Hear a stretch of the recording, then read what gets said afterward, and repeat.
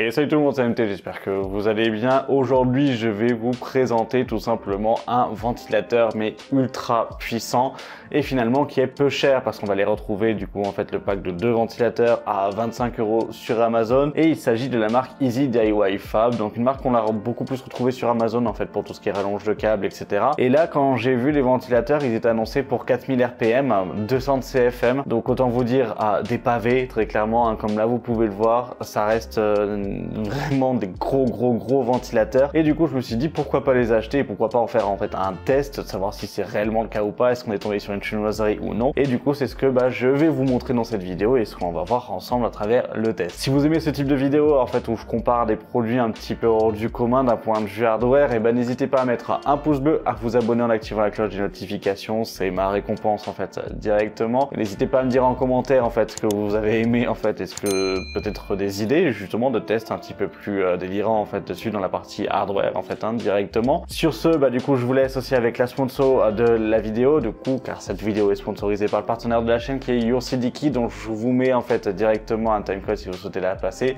Sinon je vous dis à dans une minute pour la présentation du coup des ventilateurs. Et là on se retrouve sur le site de YourCDKey, donc ce qui va nous intéresser ça va être les clés Windows 10. Donc on va directement chercher donc la clé Windows 10 Pro, qui est une clé EOM, donc utilisable une seule fois. C'est une clé légale, mais c'est utilisable une seule fois. Elle est à 16,40 €, mais avec le code MHT18, on le fait tomber à 13,45 €, donc moins de 14 €. Personnellement, moi, j'utilise directement ma carte, parce que du coup, en soi, j'ai confiance et que j'ai acheté plusieurs clés chez eux, donc du coup, il n'y a pas de souci. Donc avec FasterPay, il faudra juste créer un petit compte à côté pour enregistrer votre carte, et puis c'est tout.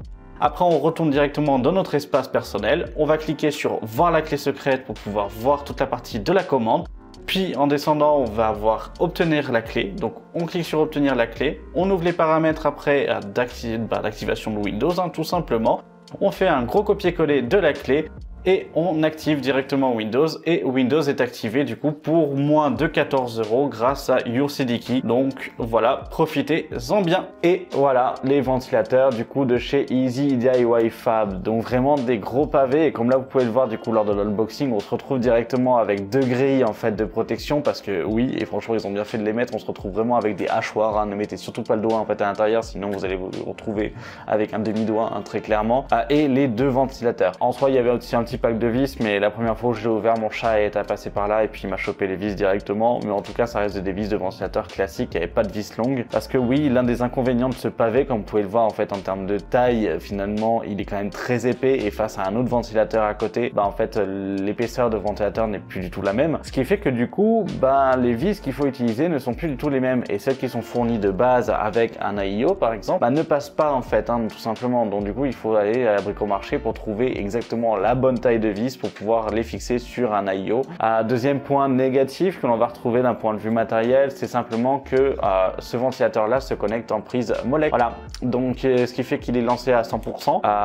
Et du coup, quand c'est lancé à 100% et qu'on ne peut pas le contrôler en fait dessus, à moins que l'on utilise un Rhéobus. Donc pour ceux qui savent pas ce que c'est qu'un Rhéobus, c'est simplement du coup en fait un outil de contrôle via la tension du coup de ventilateur. Alors ça se faisait généralement avant. Aujourd'hui on utilise vraiment très peu en fait dessus. On va en retrouver sur des anciens PC ou sur des anciens boîtiers, où on en retrouve en fait à l'heure actuelle encore sur Amazon, mais ça permettait de pouvoir contrôler manuellement en fait dessus la vitesse de ventilation et de rotation en fait finalement de vos ventilateurs. Mais bref, du coup ça fait partie des 2 points négatifs d'un point de vue matériel physique. Maintenant d'un point de vue ressenti, l'un des points négatifs c'est le bruit. On atteint quand même 87 décibels à max. Ça fait mal, très clairement ça fait mal aux oreilles quand on reste longtemps à côté. On a vraiment en fait l'impression d'avoir une clim H24 qui est posée dessus en fait à côté. Voilà, c'est vraiment pas très agréable. Mais en soi, du coup dans les résultats, quand je les ai comparés, que ça soit en fait à du Vardar classique, à du Furious ou même en fait avec le gros Meltemi en fait de chez EK ou avec le Noctua en fait F12, finalement il se bat quand même bien et on a vraiment de bonnes performances. Du coup c'est ce que je vais vous présenter juste après pour la partie protocole de test. J'ai testé ces ventilateurs là du coup sur le G-Skill Enki 240 posé sur mon 10700K sur ma Z490 Formula avec sa giga de RAM et une GT 710 du coup pour la partie graphique. Toujours un test en idle pendant une demi-heure en fait où on laisse juste la température se stabiliser. Un test du coup sur R15 pendant 10 minutes et un test sur Prime 95 pendant 10 minutes aussi. Vis-à-vis du coup des tests du coup sur en fait R15 et Prime 95 ainsi qu'en idle, je les ai fait sous deux formes différentes. Donc à stock, c'est-à-dire le processeur comme si vous le déballez de la boîte et que vous posiez, et une version du coup OC où là j'étais du coup à 5,1 GHz. Et bah maintenant du coup on va se retrouver directement avec les différents tableaux que je vais vous présenter des performances et vous allez voir que c'est assez choquant très clairement. Et là on se retrouve directement avec les différents résultats. On voit que le Easy DIY du coup est à 27 degrés et que le Meltemi est à 1 degré supérieur, donc à 28 degrés du coup pour 30 degrés pour le Noctua et le G-Skill. Donc là il s'agit du coup des tests en idle. Dès qu'on va arriver du coup sur la courbe orange, donc qui est donc le R15 en fait directement Easy DIY, pareil on est en dessous du coup en fait de tout le monde à 74 degrés, de Meltemi lui tient un petit peu la jambe en fait à 75 degrés. Et c'est là où c'est quand même assez impressionnant, c'est que du coup quand on arrive sur du Prime 95, donc pendant 10 minutes on se retrouve avec 77 degrés avec les Easy DIY contre 79 degrés en fait avec les Meltemi, 87 pour les Noctua et 81 du coup en fait pour les G-Skill. Donc les Noctua qui sont vraiment très mal placés, mais en soi comme vous pouvez le voir on se retrouve vraiment en fait avec les Easy DIY qui ont une très bonne performance, en tout cas à stock. C'est vrai que du coup c'est assez impressionnant, je m'y attendais pas du coup en fait à tel résultat au final, je pensais que le Meltemi en fait serait arrivé au-dessus, mais finalement ce n'est pas le cas. Et maintenant on va voir sur toute la partie du coup en overclocking. Donc en overclocking les Easy DIY sont à 31 degrés à stock, 32 pour les Meltemi et les Noctua et 33 pour les G-Skill. Dès qu'on va arriver du coup sur du R15 on est à 77 degrés, les Meltemi sont toujours à 1 degré du coup, mais là c'est 1 degré en dessous, les Meltemi sont plus performants du coup sur cette passe là. J'ai quand même refait le test deux fois pour vérifier que du coup ça soit bien des bonnes températures, je suis tombé sur les mêmes températures. Au niveau des G-Skill on est à 80 degrés, pour les Noctua on est à 81 degrés, donc là l'écart est quand même assez proche. Par contre dès qu'on arrive sur du Prime 95 c'est là où tout est détruit. Les Easy DIY on est à 79 degrés contre 91 avec les Noctua, seulement 2 degrés de plus du coup pour les Meltemi et 88 pour les G-Skill. Ça reste du coup vraiment des ventilateurs ultra performants. Et voilà, donc du coup là vous avez pu apercevoir un petit peu les résultats. Finalement, est-ce que je conseille ces ventilateurs là? Bien évidemment que non, je vais pas les conseiller simplement pour la partie bruit, pour la partie gestion du coup en fait fait par les Molex, pour la partie juste inconvénient que du coup vous pouvez pas le monter en fait dans n'importe quel IO parce qu'il n'y a pas des vis de fourni en fait très clairement. C'est peut-être des petits détails pour beaucoup, mais pour que ça soit, j'allais dire, user friendly, que ça soit adapté du coup à tout le monde, ce sont des détails qui auraient dû du coup en fait y penser.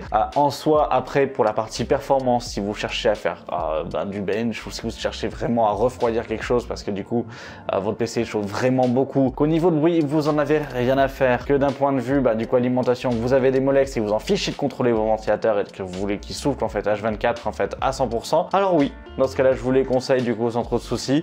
Mais je vous dirais voilà, parce que c'est vrai que d'un point de vue prix, parce que c'est quelque chose où on n'en a pas parlé en fait avant, un Meltemi coûte dans les environs des 30 € du coup en fait le ventilateur. Ici on est à 25 € les deux ventilateurs, ça reste quand même très abordable en fait dessus, c'est pas non plus un gros investissement, c'est pas un gros achat, mais en tout cas voilà, est-ce que dans le principe est-ce que je vous les conseille? Non. Dans le réel, est-ce que du coup je peux les conseiller? Oui pour la performance, mais non du coup pour en fait de l'usage en fait H24, sauf dans du serveur ou pour des rings de minage, parce que là ils font vraiment très bien le taf. J'espère que cette vidéo vous aura plu. C'est vrai que c'est un petit test qui change de l'ordinaire en fait, avec la partie j'allais dire un peu plus fun en fait d'avoir des produits de ce type là.